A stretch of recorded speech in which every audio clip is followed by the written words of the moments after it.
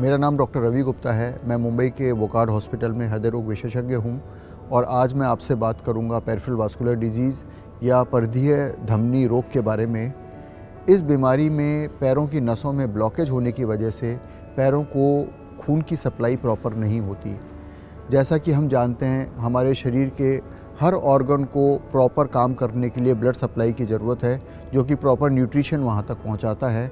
यदि हार्ट की आर्टरीज़ में ब्लॉकेज है तो हार्ट अटैक होते हैं, ब्रेन की आर्टरीज़ में यदि ब्लॉकेजेस हैं तो स्ट्रोक होते हैं, पैरालिसिस होते हैं। उसी तरह जब पैरों की नसों को ब्लड सप्लाई प्रॉपर नहीं जाती है तो पैरों को ब्लड सप्लाई प्रॉपर नहीं मिलती है। इस तरह के पेशेंट यूजुअली हमारे पास 2 कंप्लेंट्स लेके आते हैं। पहली कंप्लेन होती है जिसमें कि पेशेंट जब चलते हैं तो उनको पैरों में दर्द या भारीपन लगता है। जब वो रुकते हैं या स्लो हो जाते हैं तो उनको उसमें आराम मिलता है। इसको हम इंटरमिटेंट क्लाउडिकेशन कहते हैं और ये टिपिकल ब्लॉकेज का सिम्टम है। दूसरा पेशेंट का ग्रुप जो हमारे सामने आता है वो होता है जिनको कि पैरों में घाव हुए हैं और वो घाव हील नहीं हो रहे हैं।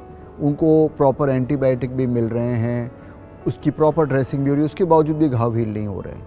तो एक ये दूसरा कारण है जिसमें कि जब ब्लड फ्लो प्रॉपर नहीं है तो वो घाव हील होगा ही नहीं जब तक हम इन ब्लॉकेज को ठीक नहीं करेंगे।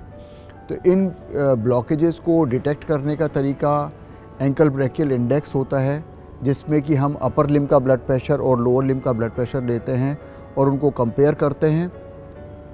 दूसरा ऑप्शन पैरों की सोनोग्राफी या डॉपलर स्टडी होती है।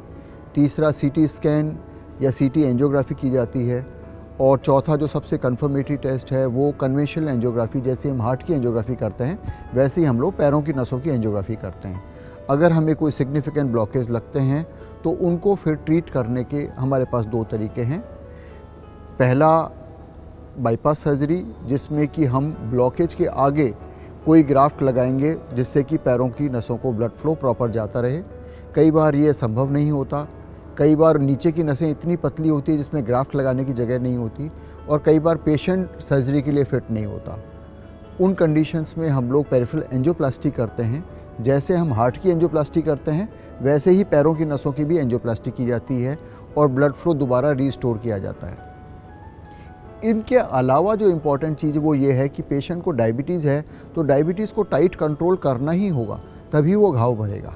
हमको ब्लड सप्लाई को रीस्टोर करना ही होगा और आगे पेशेंट को अपना ध्यान रखना होगा कि इस तरह की समस्या उसको दोबारा ना आए, जिसमें उसको ब्लड थिनर्स बराबर लेने हैं, कोलेस्ट्रॉल कंट्रोल की दवाइयाँ लेनी हैं, डायबिटीज़ को प्रॉपर कंट्रोल रखना है और पैरों का प्रॉपर रख रखाव रखना है।